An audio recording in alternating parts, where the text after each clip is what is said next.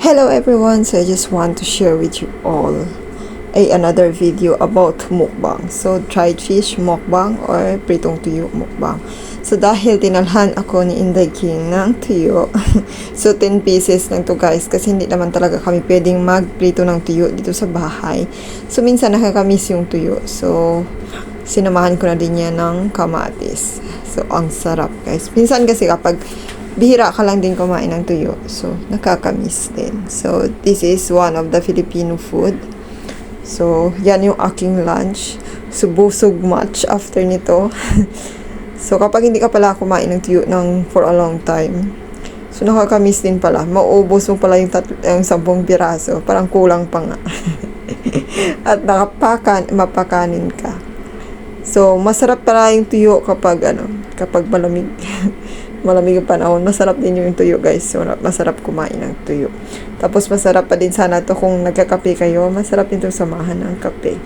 So naubos ko yung 10 piraso in one go.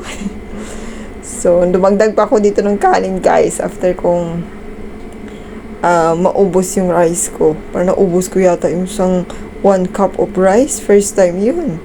Pero after nun, hindi na ako makapag-dinner. So, bihira lang din naman ako kumain ng tuyo kasi now I got skin allergy nung simula nandito ako.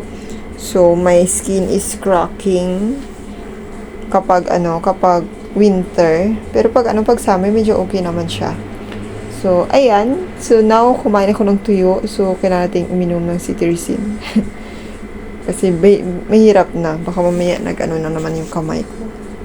Pero sobrang sarap ng tuyo guys. So hindi ko pa iniwanan si Inday King. Inubos ko na. So siya yung nagdala nito sa akin. So may kasama na ako dito sa bahay. So yun yung aking cousin-in-law ba tawag doon. Kasi kapatid siya ng cousin-in-law ko. So ayan. So mukhang bagong gising tayo dyan. Kasi natutulog ako dito sa araw kapag yung alaga ko ay gumising sa gabi ng few times. So, syempre, antok. So, pwede kang matulog sa gabi. Sa araw. Sa araw pala, hindi sa gabi. So, iyon. Ito yung, yan yung padaandaan yan. Si Indaging yan. Tapos, niloloko pa niya ako. Naubos mo yan? Ginagano niya pa ako. Kasi nag-add pa ako ng rice yan eh. So, biro yung naubos ko yung 10 tuyo. No, dati, kumakain ako ng tuyo. Parang 2 to 3 pieces. Pero masarap talaga kumain ng tuyo ngayon. Or kaya bihira ka lang kumain. Masarap kumain. Tapos tinatawan-tawanan ko pa siya dyan. Kasi nga, maliit lang itong kasama ko. So, hindi niya abot yung Siyempre, naglulukuhan kami lagi.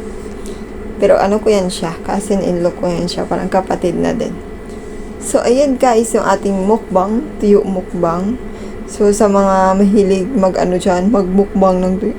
So, actually, hindi ako kumakain ng more than 3 pieces before. Pero ngayon, 10 yung nakain kong tuyo. Napakain ng sobra ng tuyo. Pero masarap talaga siya kapag masarap para pag minsan lang. Minsan ka lang kumain ng tuyo, masarap pala. Nakakamiss din yung mga Filipino food kasi minsan. At sa nakaraan, kumain din ako ng balut. Hindi ko lang siya na-videohan or tamad lang talaga ako mag-video. Kumain ako ng balut nakaraan. So, parang may na-video naman ako. Parang hindi tapos. We'll see how. Panghinapin ko kung may na-video ako. Kumain din ako ng balut. Kasi sinabihan ko siya, dalhan mo akong balut. Yung mga Filipino food. So, dinalhan niya din ako ng balut. At saka, itong tuyo. So, itong tuyo, pinprito niya na yan doon sa Philippines. Tapos hindala niya dito. So, yun lang guys. Yung ating video for today is, the title of our video today is Fried Dry Fish Mukbang. So, ayun guys. So, tingnan nyo. Naubos ko yan. Bilang-bilang ko pa yan.